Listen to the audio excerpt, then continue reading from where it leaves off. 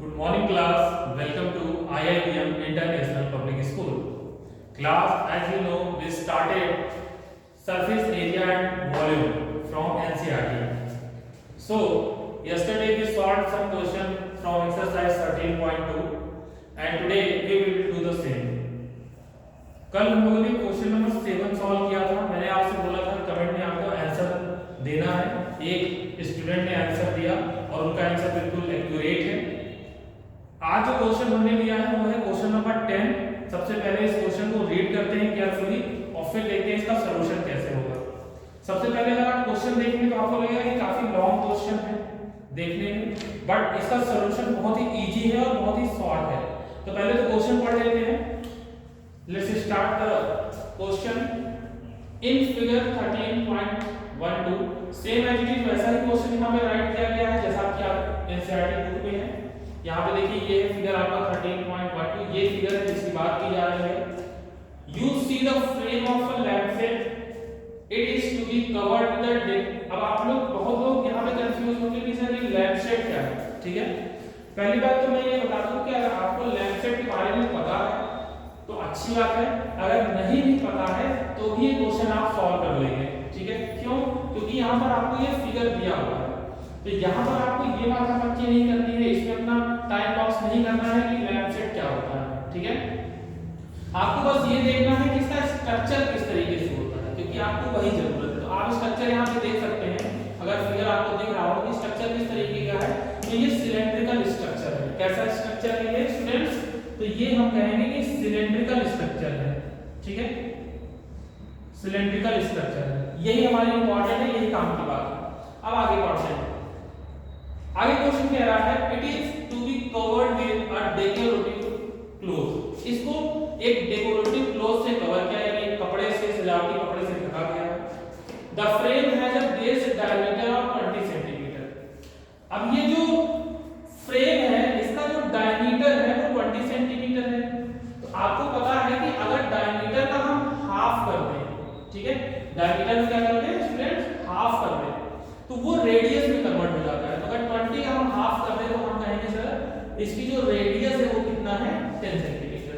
ठीक है, देन आगे बढ़ते हैं। And a height of 30 centimetre. ठीक है, और इसकी हाइट कितनी दी है स्टूडेंट? तो 30 सेंटीमीटर। तो हाइट मींस इसकी बात की जा रही है, ये है 30 सेंटीमीटर। तो ऐसे हम इसको नोट डाउन कर लेंगे इजीली अंडरस्टैंड करने के लिए। लेकिन अब आगे इंपॉर्टेंट बात कही गई है जो इस क्वेश्चन की बहुत इंपॉर्टेंट पार्ट है। क्या?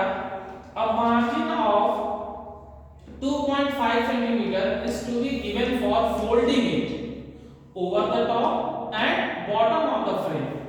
अब सवाल हमसे कह रहा है कि थोड़ा सा मार्जिन हमें छोड़ना है, उस मार्जिन का मेजरमेंट है 2.5 सेंटीमीटर और उस मार्जिन का उपयोग क्या है, यूज क्या है, फोल्डिंग इट। जैसे आप इसको जब ढकेंगे किसी कपड़े से तो इसी किसी कपड़े से ढकेंगे तो इसको आप क्या करेंगे, सपोज दैट ये इसका कर्व सरफेस एरिया है, ऐसे चारों तरफ इसको आपने राउंड राउंड कर लिया। उसके बाद ऊपर से जब इसको फोल्ड करेंगे, ऊपर से भी फोल्ड करना है और नीचे से भी फोल्ड करना है, ये चीज आपको ध्यान रखना है। ठीक है, तो ये मार्जिन 2.5 सेंटीमीटर का एक्स्ट्रा हो जाएगा। ठीक है, तो ये हमें क्यों दिया है? ये हमें इसलिए दिया है कि हमें इस बात का ध्यान रखना है कि ये 30 सेंटीमीटर हाइट तो है लेकिन 2.5 सेंटीमीटर यहाँ इंक्रीज हो जाएगा और 2.5 सेंटीमीटर सेम आप टॉप में भी इंक्रीज कर देंगे। ठीक है, इतनी बात आप समझ गए कि 2.5 सेंटीमीटर टॉप में और 2.5 सेंटीमीटर बॉटम में ये हाइट इंक्रीज हो जाएगी। तो अब इससे क्या हो जाएगा, अगर हम देखें तो टोटल हाइट जो हमारी है वो इंक्रीज हो जाएगी। 2.5 इधर, 2.5 इधर, इसका मतलब टोटल हो गया 5। तो 30 प्लस 5 तो टोटल हाइट हो जाएगी 35। रेडियस तो सेम रहेगा लेकिन हाइट चेंज हो जाएगा। आइए अब इसको सिस्टमैटिकली सॉल्व करते हैं। सबसे पहले हम लिखेंगे let the radius and height of the lancet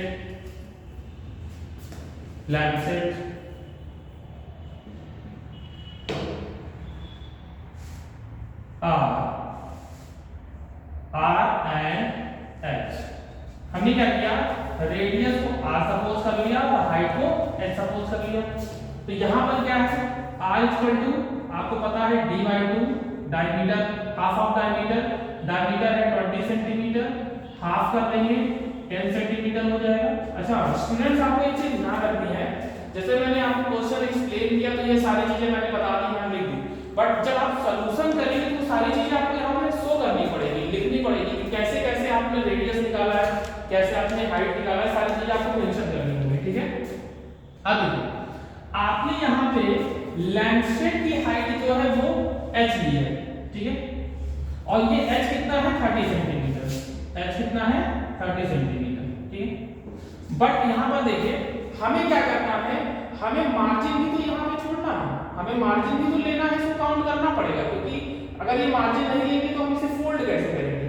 तो अब हम यहाँ पे एक नया टर्म लिखेंगे, टोटल हाइट, टोटल हाइट, ठीक है। तो टोटल हाइट किसका, जो हम यहाँ पर क्लोथ यूज कर रहे हैं, क्या यूज कर रहे हैं, डेकोरेटिव क्लोथ। तो यहाँ पे आप लिख सकते हैं total height of decorative cloth, ठीक है। इसको आप कैपिटल H से दिखा सकते हैं, आप चाहे तो कैपिटल S से शो कर दीजिए, ठीक है। अब ये कितना हो जाएगा देखिए, तो 30 प्लस 2.5 प्लस 2.5 सेंटीमीटर, इसको ऐड करेंगे तो कितना हो जाएगा, ये 35 सेंटीमीटर, क्लियर है। चलिए आगे देखते हैं। अब देखिए जब इस क्लोथ को आप इसके ऊपर ढकेंगे, इसके ऊपर रखेंगे तो होगा क्या कि ये जो इसका डायमीटर है, जो इसका रेडियस है सिलेंडर का, वो सेम रेडियस हो जाएगा इस क्लोथ का, ठीक है। तो हाइट तो चेंज हो जाएगी लेकिन रेडियस चेंज नहीं होगी, ये चीज ध्यान रखिए। अब आइए एरिया निकालते हैं। हमसे पूछा कि बताइए कितने कपड़े की जरूरत पड़ेगी। तो जब भी कपड़े की जरूरत यहाँ पे रिक्वायरमेंट पूछा है तो हमें यहाँ पे क्या फाइंड आउट करना है, हमें फाइंड आउट करना है कर्व सरफेस एरिया, क्योंकि कपड़ा ऐसे ही तो ढका जाएगा, ध्यान दीजिए। तो यहाँ पे हम निकालेंगे, ऐसे लिखेंगे required cloth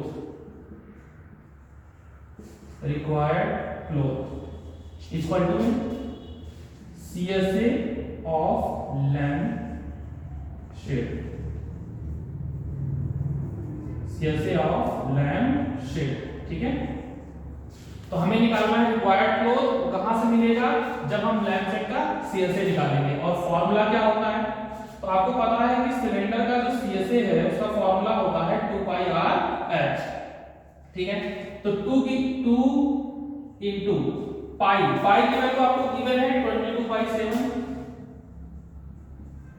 into r, radius आपको सेम यही लेना है h। अब h में आपको ध्यान देना है, सावधानी रखना है। क्या सावधानी रखना है कि यहाँ पे जो h है उसकी जगह हमें टोटल हाइट लेनी है, ये h नहीं लेना है, ठीक है। हमें टोटल हाइट लेनी है क्लोथ की, जो कि कितना है 35। अब इसको कैलकुलेट कर लेते हैं। 7 1 जा 7, 7 5 जा 35, ठीक है। 5 2 जा